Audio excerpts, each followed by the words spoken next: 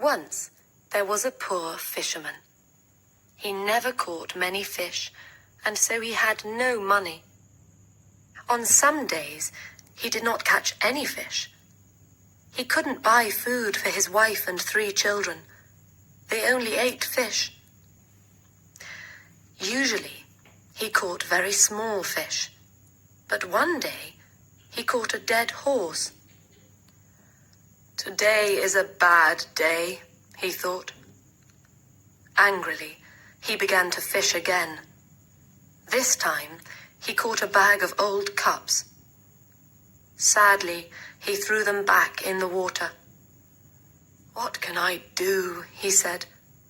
"I am a poor man. I want to sell fish. I want to buy food for my children." He tried again. This time, he caught an old jar. It looked green, but then he looked again. It was dirty, so he washed it, and it was gold. There were some words on the top of the jar, but he couldn't read. The fisherman jumped up happily. "I can sell this now," he said. "Today is a good day." He looked at the jar carefully. "Perhaps there is something inside," he thought. "I'll open it." So he opened the jar and looked inside. Suddenly, white smoke came out of the jar, and a great giant appeared. The fisherman was very afraid. The giant spoke. "Now, fisherman, I am going to kill you." "Why?" cried the fisherman. "What did I do?" "You opened the jar. For that I am going to kill you. How do you want to die? I can kill you with my hands, or I can throw you into the sea." "But why do you have to kill me?" "I will tell you," said the giant. "One day, the king of the giants was very angry with me. I took his youngest and loveliest daughter for a walk by the sea, and he didn't like it. So he put me in this jar. I could not get out because he wrote his name on the top of the jar. I could hear him from inside the jar. "Because you love the sea, you dog," he cried, "you can live in it." And he threw me in the water. I was in the jar for days and weeks. One day somebody will open this bottle, I thought, and I will make them into a great king or queen. But after 100 years, nobody opened the bottle. So I thought, I will make them into a king or queen, but not a great king or queen. After 200 years, I thought, where is this person? Now I will make them rich, but I will not make them a king or queen. After 300 years, I was very angry. When somebody opens the jar, I will kill them, I thought. You are that person, fisherman.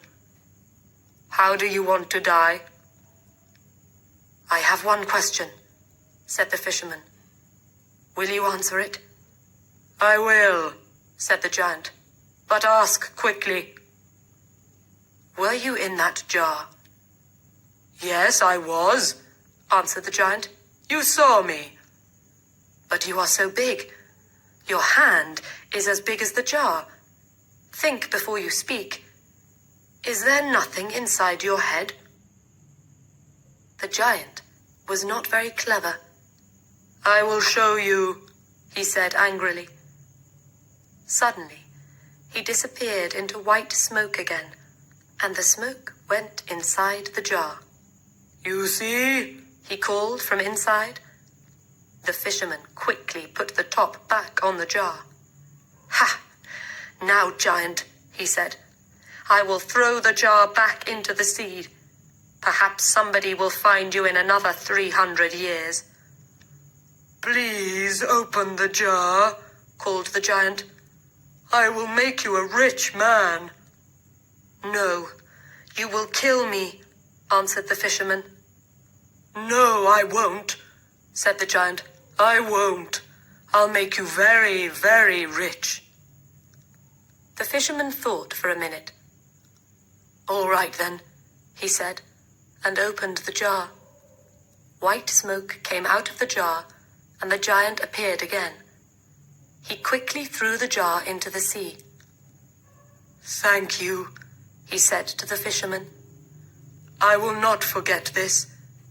Come with me." The fisherman followed the giant round the city walls and over a mountain. There they came to a great blue and gold sea. In the water there were many fish. "Now, catch something. I will watch you," said the giant. In no time, the fisherman caught 3 fish. 3 beautiful red, white, and gold fish. "Take these fish to your king," said the giant. "He will give you a lot of money for them." The giant disappeared, and blue and gold smoke went into the ground. When the king saw the fish, he said to the fisherman, "Those are beautiful fish. I will give you gold for them." Then he said to his servant, "Take these fish to the cook. We will eat them today." The fisherman took his gold home to his family. They ate a wonderful dinner of bread, meat, fruit, vegetables, and no fish. For the first time in their lives, they were not hungry. The king's cook put the fish over the fire. They started to cook. Suddenly, the smoke from the fire went blue and gold, and a strange woman appeared in the kitchen. She spoke to the fish. "Fish, fish, are you doing your work?" The fish did not answer. Then their heads went up, and they said, "We are, and we are happy." The strange woman pushed the fish into the fire.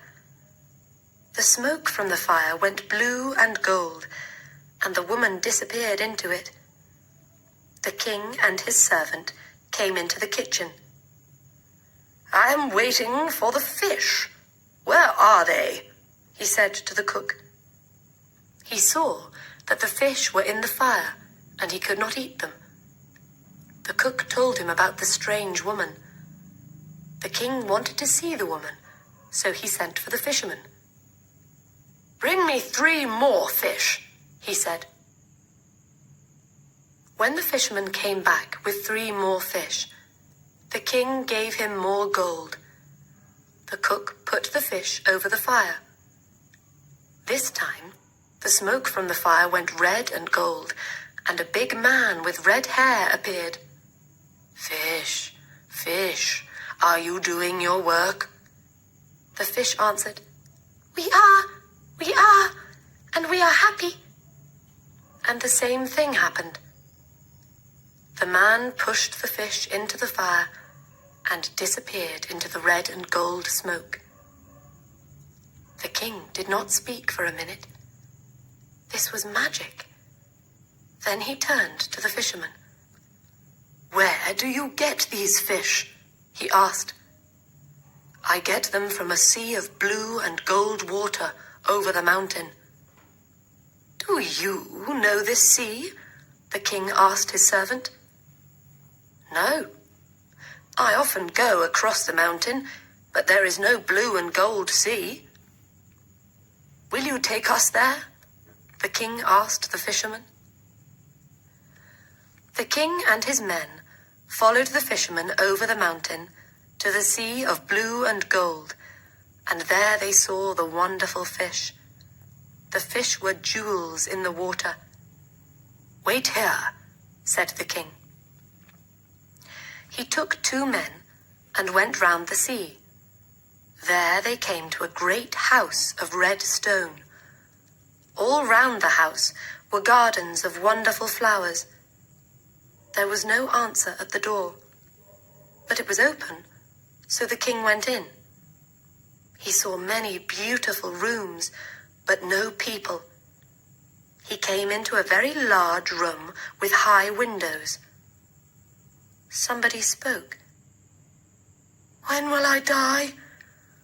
I don't want to live." The king saw a young man at the other end of the room. He was on the floor with a coat over his feet.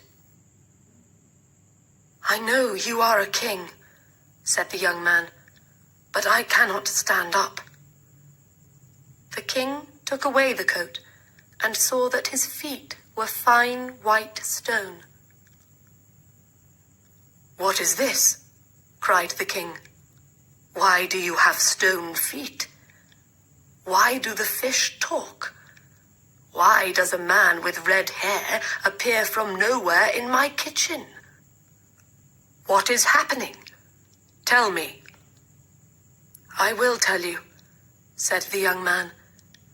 "Please sit down and listen. There was once a great city in this place. My father was king of that city, and I was a prince. Then my father died, and I was the king. I married a beautiful woman.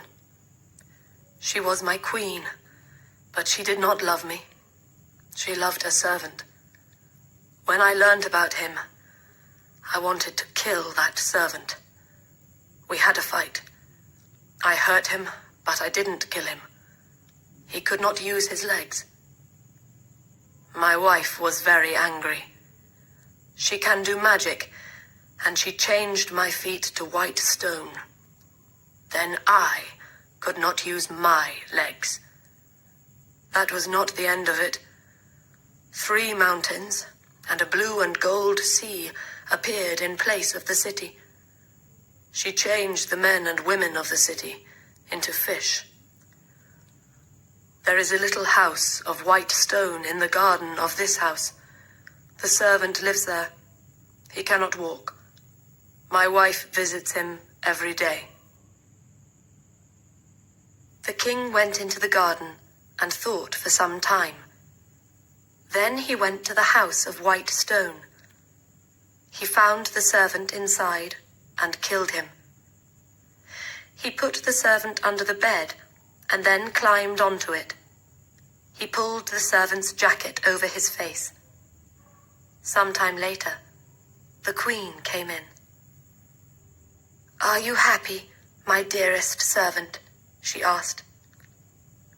"No," said the king. "I cannot sleep. Somebody is crying. The young king is crying because of his stone feet."